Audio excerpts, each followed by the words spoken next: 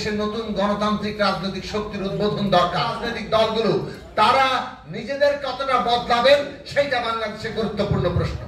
বাংলাদেশের ভবিষ্যৎ কোন পথে গেলে সত্যিকার গণতান্ত্রিক বাংলাদেশ হবে? রাজনৈতিক একটা বন্দোবস্ত তৈরির জন্য জাতীয় ঐক্যমত্যের যে প্রয়োজনীয়তা সেটা যেন আমরা কোনোভাবে ভুলে না যাই। নেতা পালিয়ে গেছে, তারপর টেলিফোন করে করে দেশের বিরুদ্ধে ষড়যন্ত্র করছে। এই যে শ্বেতপত্র কমিটি, তারা বলল $238 বিলিয়ন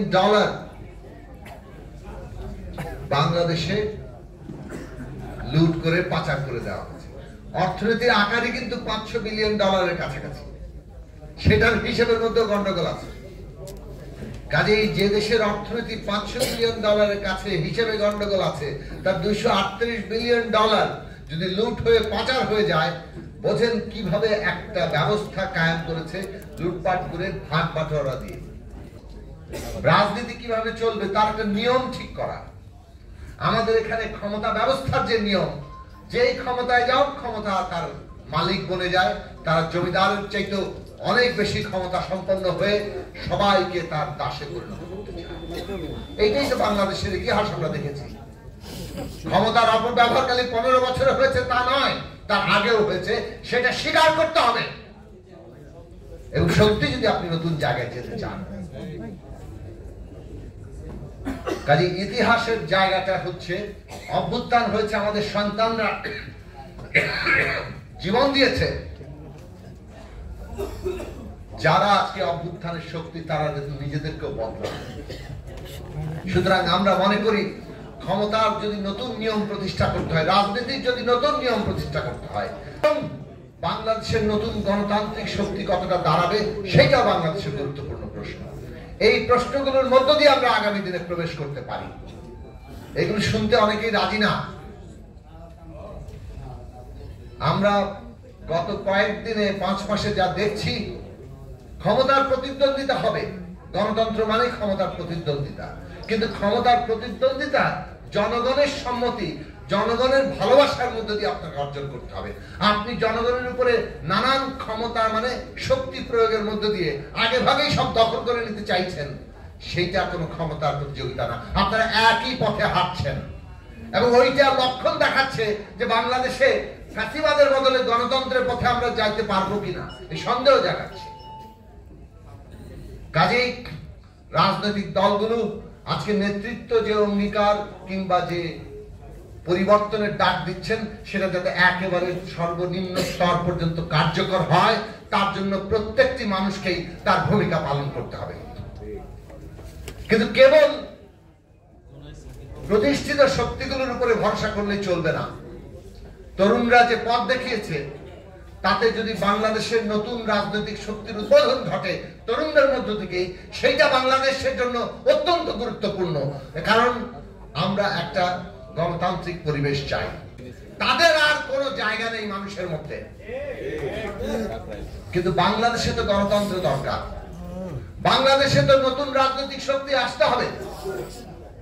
মনে রাখবেন, ক্ষমতা যদি একজনের হাতে চূড়ান্ত ক্ষমতা এসে জমা হয়, তাহলে সেইটা তাকে বিপথে নিয়ে যাবে। আজকে বাংলাদেশের ক্ষমতার ভারসাম্য যদি না থাকে, তাহলে বাংলাদেশের পরিণতি আবারও খুব খারাপ দিকে যেতে পারে। কাজে আমাদের এখানে ক্ষমতার ভারসাম্য লাগবে, আর সেই ক্ষমতার ভারসাম্য একটা গণতান্ত্রিক ব্যবস্থার মধ্যে রাজনৈতিক ভারসাম্যের উপর নির্ভর করে। সুতরাং এই এবং যারা এই গণতান্ত্রিক লড়াইয়ের মধ্য দিয়ে পরীক্ষিত হয়েছে, আজকে আপনাদেরও তাদেরকে চিনতে হবে এবং শনাক্ত করতে হবে এবং নতুন রাজনৈতিক শক্তি গড়ে তুলতে হবে। না হলে বাংলাদেশে আমরা গণতন্ত্রের পথটাকে মসৃণ করতে পারবো না। দুটো কথা বলে শেষ করব। এই যে ক্ষমতার নিয়ম, রাজনীতির নিয়ম তৈরি করা, এটাকে আরেকভাবে বলতে হবে রুলস অফ দি গেম। ওই যে ওয়াইদুল কদের খেলা রাজনীতি আর খেলা এক নয়। তবে বুঝতে সুবিধা হওয়ার জন্য বলি যে এই যে কিভাবে আমরা রাজনীতি করব, কিন্তু আমরা এমন একটা ঐতিহাসিক মুহূর্তে আছি যে একদিকে আমাদের নির্বাচন কেন্দ্রিক প্রতিযোগিতা, প্রতিদ্বন্দ্বিতা আছে, আবার আরেক দিকে একটা রাজনীতির নিয়ম ঠিক করার সকলের স্বার্থ এইরকম একটা ঐতিহাসিক অবস্থা আছে। তাহলে আমাদের রাজনীতির নিয়ম ঠিক করার জন্য ঐক্যবদ্ধ থাকতে হবে। আবার নির্বাচন কিংবা গণতন্ত্রের মধ্যে দিয়ে প্রতিযোগিতা প্রতিদ্বন্দ্বিতাও থাকবে। এই দুই জায়গা একসাথে নিয়ে চলা কঠিন দায়িত্ব আমাদের সকলের সামনে। সেই কঠিন দায়িত্বটি আমাদের পালন করতে হবে আমাদের প্রতিযোগিতা আর প্রতিদ্বন্দ্বিতার মাঝে। তাহলে বাংলাদেশ বিপর্যয়ে পড়বে, অভ্যুত্থান বিপর্যয়ের দিকে যাবে। আমরা অন্তর্বর্তী সরকারকে বলি, আপনারা এমন একটা ঐতিহাসিক সময় দায়িত্ব পালন করছেন যখন আপনাদের প্রতিটি পদক্ষেপ অত্যন্ত গুরুত্বপূর্ণ। এমন কোন পদক্ষেপ নেবেন না যাতে রাজনৈতিক দল সাথে সরকারের দূরত্ব সৃষ্টি হয়। যদি রাজনৈতিক দলের সাথে সরকারের দূরত্ব সৃষ্টি হয়, এই দল যাদের সম্মতির ভিত্তিতে দাঁড়িয়ে আছে তাদের সাথে দূরত্ব তৈরি হলে সরকারের কিন্তু পায়ের তলায় মাটি থাকে না। কাজেই সরকারকে এই জনগণের সমস্ত প্রতিনিধি যারা, তাদেরকে নিয়ে এই রাজনৈতিক উত্তরণ শেষ করতে হবে। আগামী নির্বাচন সম্পন্ন করতে হবে এবং সেই পুরো প্রক্রিয়াটিকে ফ্যাসিলিটেট করতে হবে। আমরা শুরু থেকে বলেছি, এই অভ্যুত্থান সকলের অংশগ্রহণের মধ্যে দিয়ে হয়েছে। ছাত্রদের অগ্রণী ভূমিকা আমরা স্বীকার করি, কিন্তু বাংলাদেশে ছাত্র, শ্রমজীবী মানুষ, তরুণরা এবং তাদের অভিভাবকরা, দেশের সমস্ত রাজনৈতিক দলগুলো যারা ফ্যাসিবাদের বিরুদ্ধে লড়াই করেছে, শিশু, নারী, বাঙালি, আদিবাসী, হিন্দু, মুসলমান, প্রত্যেকেই জীবন দিয়েছেন। সত্যিকার গণতান্ত্রিক বন্দোবস্ত হবে একজন তরুণ তার নিজের সমস্ত সৃজনশীল চিন্তা দিয়ে এই দেশের মঙ্গল চিন্তা করতে পারবে এবং সেই চিন্তা এই দেশের রাষ্ট্রনীতিতে নীতি নির্ধারণে জায়গা পাবে। সেই বাংলাদেশ গড়ে তোলা দরকার। তরুণরা গত 15 বছরে এই রাষ্ট্র থেকে বিচ্ছিন্ন হয়ে যাচ্ছিল, বিচ্ছিন্ন করে দেওয়া হয়েছিল। যে দেশে তরুণরা ভোট দিতে পারে না, ন্যূনতম কোন নীতি নির্ধারণী কাজে তাদের কোন সৃজনশীল ভূমিকা রাখার সুযোগ রাখা হয় না, সেই দেশে রাষ্ট্র আর টিকতে পারে না, কারণ সে তার জনগোষ্ঠী থেকে ক্রমাগত বিচ্ছিন্ন হয়ে যাচ্ছে।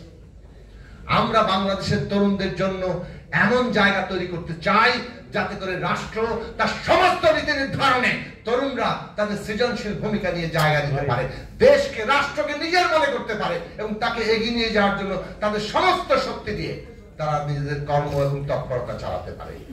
সেই বাংলাদেশ যদি করতে হয়, তাহলে আপনাদের এখন থেকে বাংলাদেশের প্রতিটি পদক্ষেপ নিয়ে ভাবতে হবে এবং মনে রাখবেন, আমাদের লক্ষ্য একটা অন্তর্ভুক্তিমূলক বাংলাদেশ। এই বাংলাদেশে বাঙালি যেমন থাকবে, তেমনি চাকমা, মারমা, ত্রিপুরা, সাঁওতাল, মান্দি, ওরাও সমস্ত বাংলাদেশের অন্য জাতিরাও থাকবে।